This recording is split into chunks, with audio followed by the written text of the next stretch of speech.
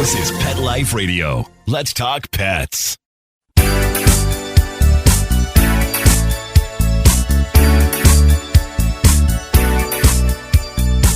Hello! You're listening to Animal Party on Pet Life Radio with me, Deb Wolfe. And today it was supposed to be raining here in the Pacific Northwest. In fact, and here's some new terminology you all might not know. Up here, they call it when it's going to rain and rain and rain and pour and be wet for so much rain you can't possibly deal with it. They call it an atmospheric river.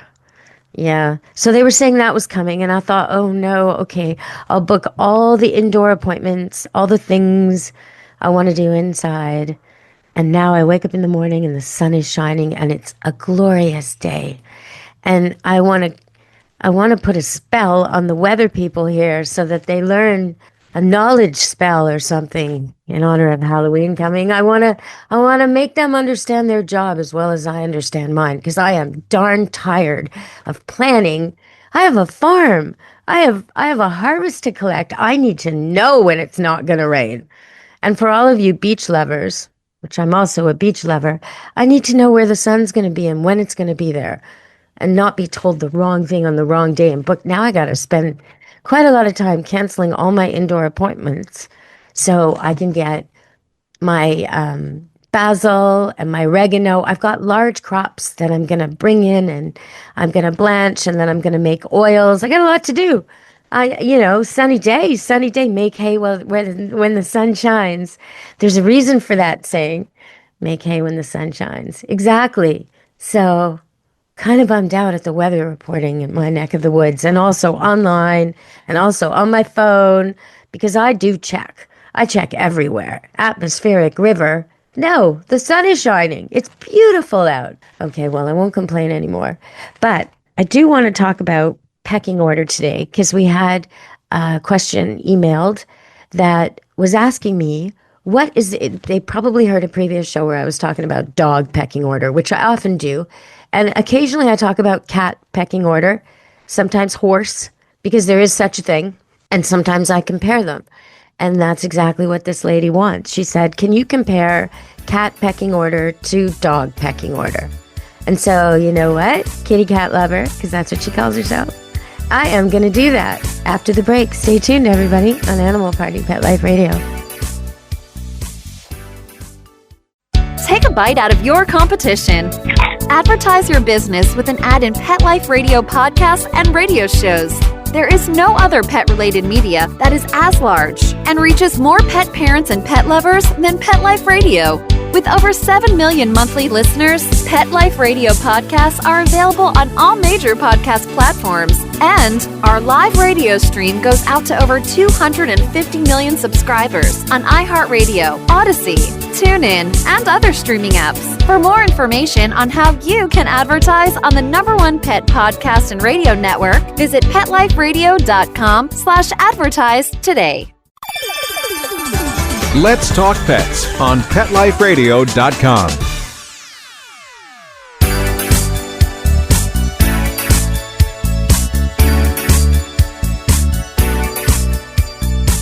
Hello! You're listening to Animal Party Pet Life Radio. And you know that greeting, that's a dog greeting. That is not a cat greeting. You all know dogs and cats are very different. Very different. Yet they communicate with each other quite fluently. And a cat raised with dogs or dogs raised with cats can definitely speak the body language of the other. Enough to get by, and often enough to make friends, make family, be part of a pack that is mixed cat and dog.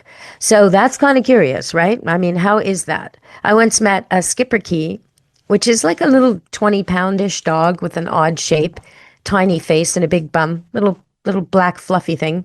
Anyway, maybe 15 pounds if it wasn't so overfed, but it was overfed. Anyhow, this Schipperke female, Kaylee, when I first met her, she lived with, I believe it was 13 cats. Some of them were elderly, and by the time I stopped knowing Kaylee, I think there were still 7. Anyhow, Kaylee had a lot of cat mannerisms. She did not meow but she would rub along things the way cats would and rub along you the way cats would. She would wind in and out of your legs like a cat to greet you. I mean, she was a puppy with a whole lot of cats, so she spoke cat. In fact, it was kind of her first language. Dog was her second. So what's the difference in the pecking order? Well, okay. It's never strictly linear. That's the first thing I want to tell you, right? We always think, oh, top dog, bottom dog. Well, usually that is true. The very, very bottom dog and the very, very top dog are normally static positions. Okay, so they don't move a lot. The one who's willing to be bottom, and it will be the most submissive of the smallest, weakest male or the smallest, weakest female. And on occasion, when it's a dog of their same gender, whether they're the weakest or not, they'll have to act like the weakest. So if you're the weakest boy and the biggest or one of the stronger males comes over and wants you to submit, you have to submit. You have to kowtow. You have to show your deference and respect. And he may just flip you over or rough you up to show how tough he is. That may happen, even if the weakest female is actually the weakest of the pack and the one who does this the most. It still may happen to you. And the same is true of the reverse. If the smallest, weakest pup that's being picked on all the time by everybody just for fun is a boy, on occasion the weakest female will have to put up with it from other females. So that's the first thing. So there is a little bit of sharing of that weakest role. And they're sharing of the top role.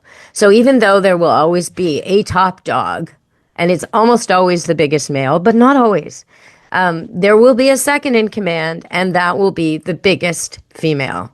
Or if it happens to be the biggest female in charge, which sometimes happens, sometimes when a mate is killed and it becomes a mother-son pack or something like this, you end up with a female in charge sometimes. And if that happens, then she's first. And second in command is the biggest, toughest male. Okay, so those positions are they don't really change much. If somebody gets injured or elderly, then there's a change and there's a new king and a new queen. But for years, they'll just stay the same. So they're kind of safe positions. Same with the bottom.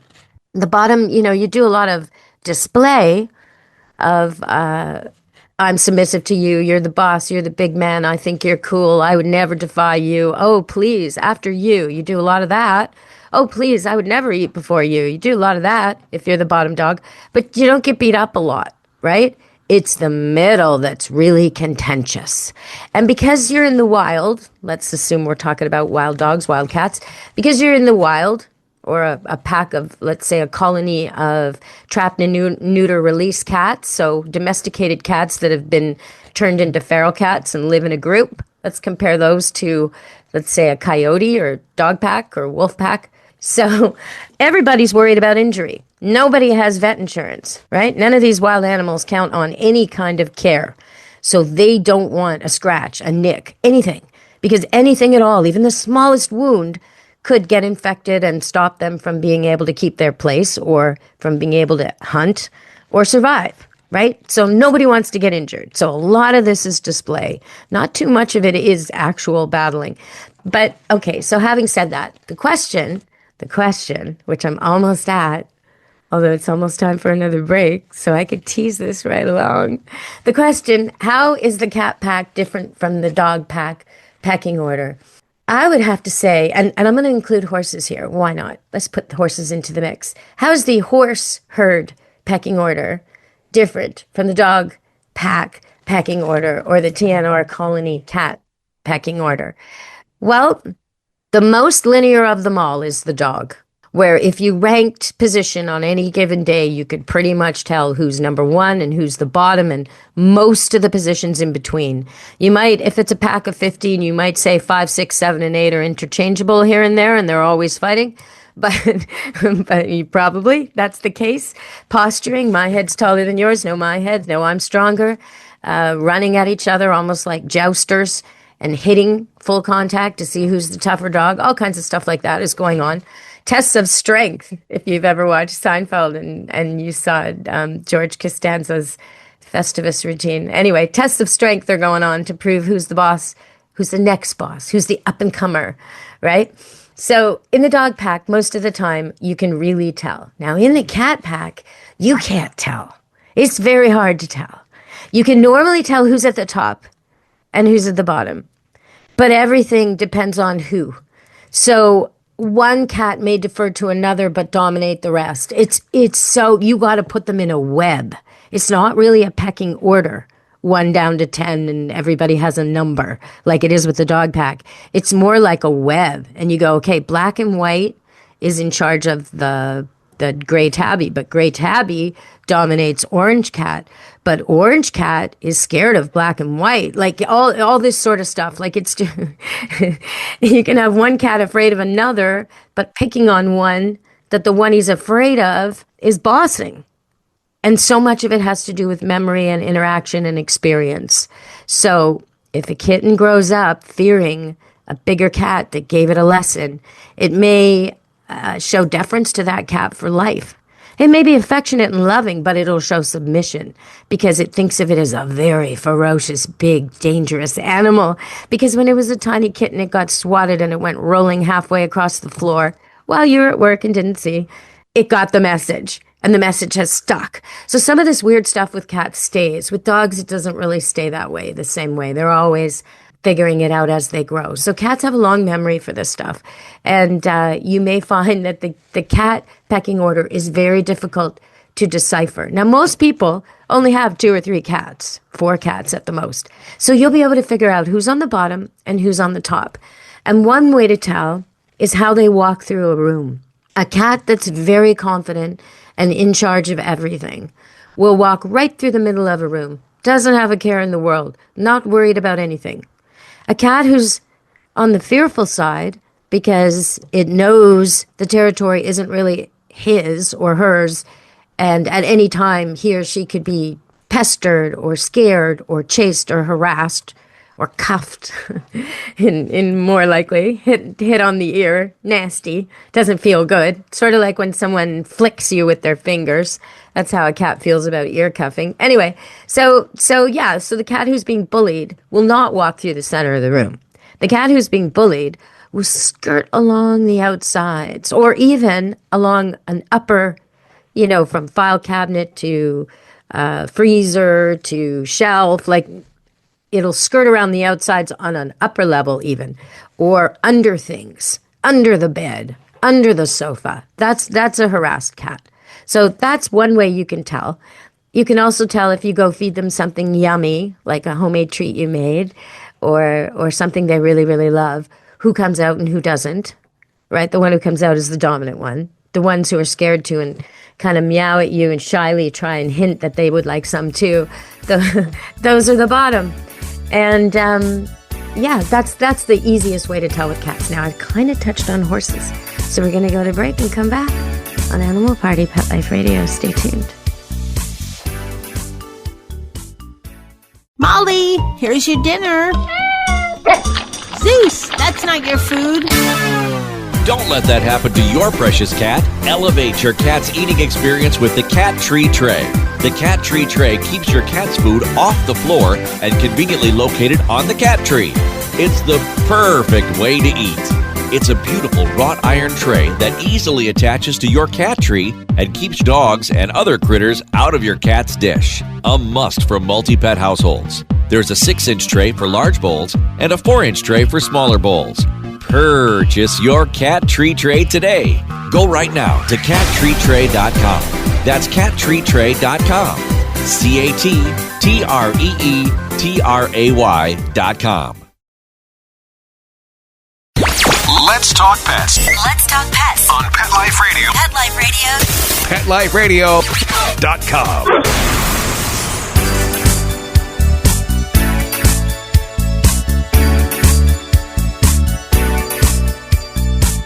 Hello, we're back on Animal Party Pet Life Radio, and we're talking about horses, which I almost never do. But the pecking order in a horse herd is quite different than dogs or cats. Now, once again, there will be one dominant, usually male. If there is an intact male and the rest are all gelded, and okay, it'll be him. But biggest, toughest, strongest male. And horses do kick each other and they do bite each other and they do establish pecking order in that way. And they also establish strengths, feats of strength, especially in adolescent times and in the middle rows of the herd, not the top, not the bottom. They do these tests of strength, which include racing, which I love to watch, when 3 or 4 rivals get together and just run and see who's the fastest. It's a lot like little boys at the playground saying, okay, I'll race you over there. Who's the fastest? It's so much like that. Anyway, so there's a lot going on with horses. And when you bring a new horse somewhere, automatically the lead horse is upset and you have to segregate them. And just like with cats, or dogs, it takes time and effort to introduce new animals. But especially with horses. But with horses, the pecking order isn't like a web like with cats, and it isn't like a line like with dogs. It's just personal. This one is on top of that, ahead of that one. That one defers to this one. This one chooses to defer to that one. You got to keep a list. It's more like a social club. It's very, very difficult to interpret. And if any of them are relations, that one's the mother of that one, or that one mated with that one 5 years ago, and any kind of connection like that throws the whole thing out of whack anyway.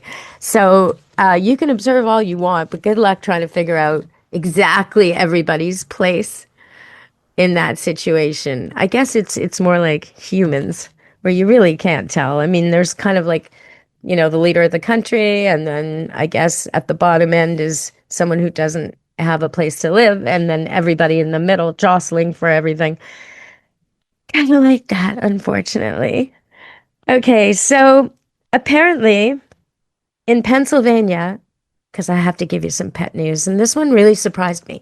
Not because of the content of the news, but because of the location.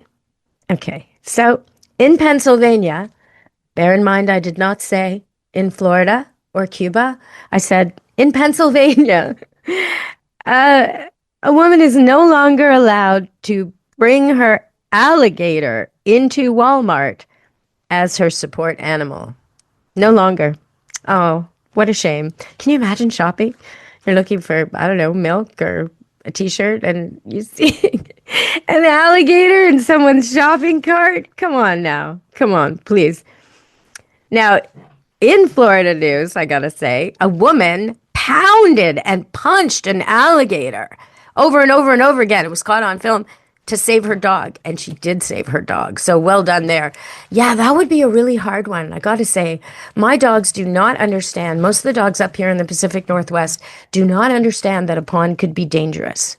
No, they go in there with joy and abandon, and they want to chase birds and hang out and swim. I mean, the worst thing they could imagine is a goose, That's the word. They have no idea. So if you're taking your dogs on road trips, you got to be aware that if where you're going has alligators, they're going to be in the ponds.